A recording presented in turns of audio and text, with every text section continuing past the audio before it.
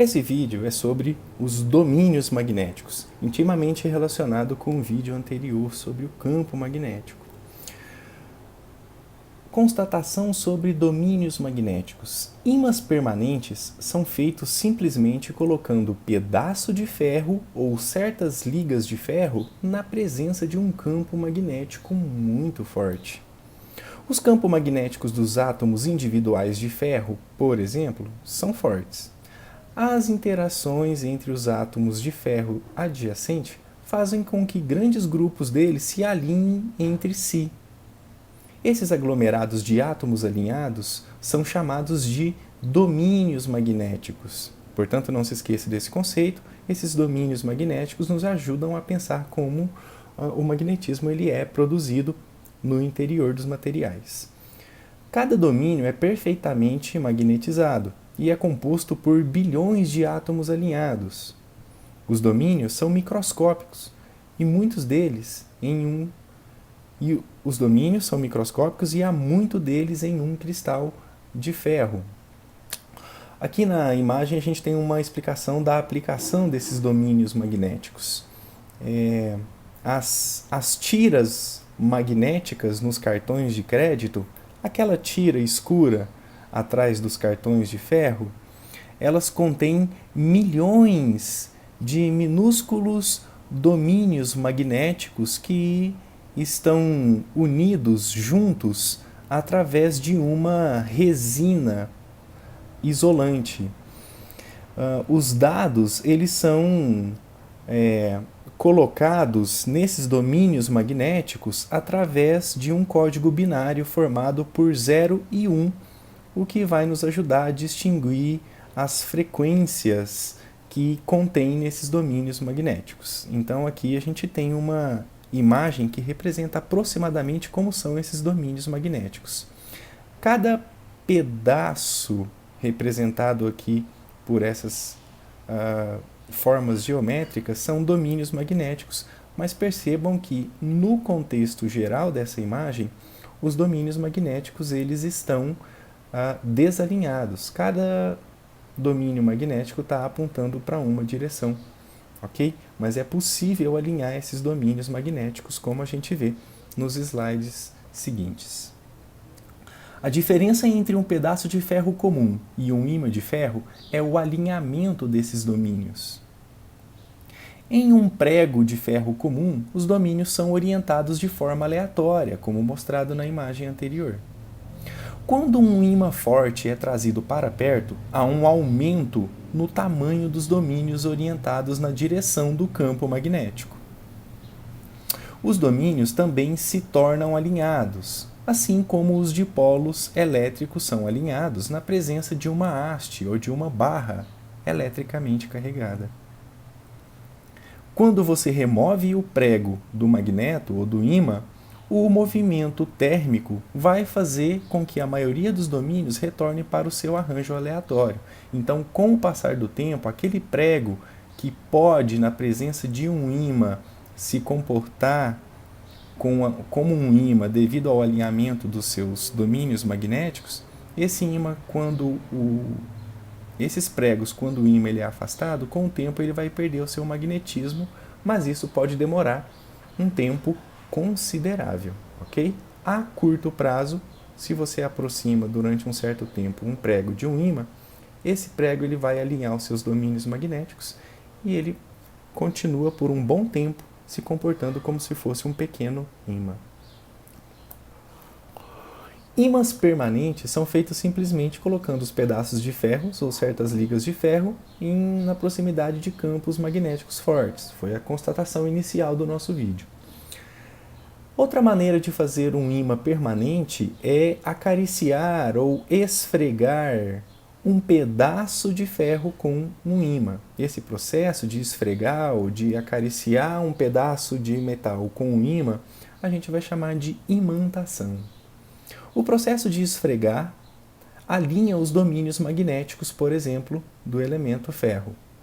Se um ímã permanente é deixado cair ou é aquecido, alguns dos domínios são empurrados para fora do alinhamento e o ímã ele fica mais fraco, ok? Continuando, as setas representam os domínios. Então perceba que nessa primeira imagem você tem, por exemplo, domínios magnéticos totalmente desalinhados, onde a extremidade, ou por exemplo a cabeça, é um polo norte e a cauda, por exemplo, é um polo sul. Por exemplo, cabeça, cauda. Ou o contrário, não tem problema. Os polos de domínios vizinhos neutralizam os efeitos uns dos outros, exceto nos finais. Portanto, presta atenção. Uma tira ou um pedaço de prego, de ferro, ok? Com os domínios totalmente desalinhados, quando eles estão colocados próximos a um campo magnético de um ímã, esses domínios eles ficam mais alinhados. Então perceba que dessa situação para essa, os domínios magnéticos nessa situação estão mais orientados para a direita, dando para essa cabeça ou para essa extremidade da barra ou do prego um comportamento de polo norte, ok? Porque o campo magnético, como já dito nos vídeos anteriores, eles se comportam tendo essa orientação do norte para o sul. Então essa extremidade ou a cauda dessa barra está se comportando como um polo sul. Fazendo esse esfregamento do ímã ou essa aproximação por mais tempo do ímã com esse material ferro, esse alinhamento dos domínios magnéticos pode ficar ainda mais intenso, dando, portanto, mais intensidade para os polos norte e sul. Perceba, portanto, que já nessa imagem o N está representado com uma letra maior do que na imagem anterior, exatamente porque o alinhamento dos domínios magnéticos nessa imagem o alinhamento está mais intenso, dando para essa extremidade uma intensidade maior. Já nessa situação, então, em que você quebra o ímã, ou que você parte ele no meio, perceba, portanto, então, que esse polo ele continua, ok?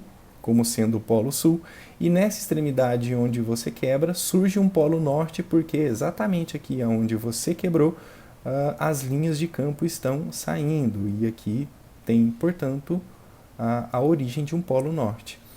Aqui nessa outra extremidade vai ser criado um polo sul, ok? E essa extremidade aqui ela continua como sendo um polo norte, como já era anteriormente.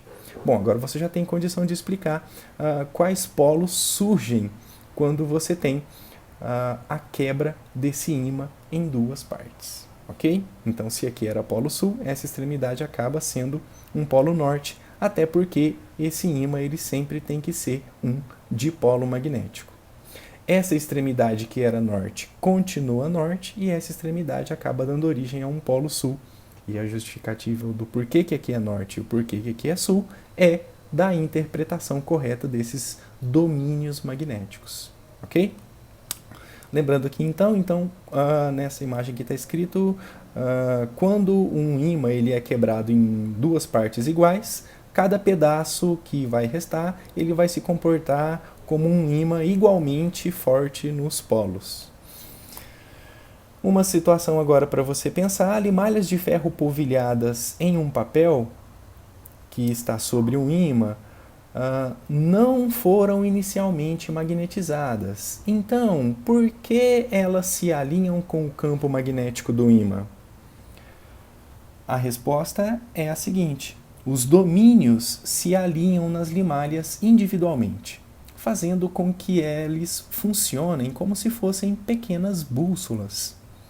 Os polos de cada bússola são puxados em direções opostas, produzindo um torque. Torque na física é uma força que produz uma torção, um giro. E esse torque, ele torce cada limalha no alinhamento com o campo magnético externo que está sendo produzido pelo ímã. Para finalizar a discussão agora, como você pode produzir ou fazer um ímã permanente? Bem fácil a resposta, ok? Te encontro no próximo vídeo. Precisando do meu auxílio, da minha ajuda, deixe aí o seu comentário. Obrigado pela sua atenção e pela sua paciência até aqui. Até o próximo.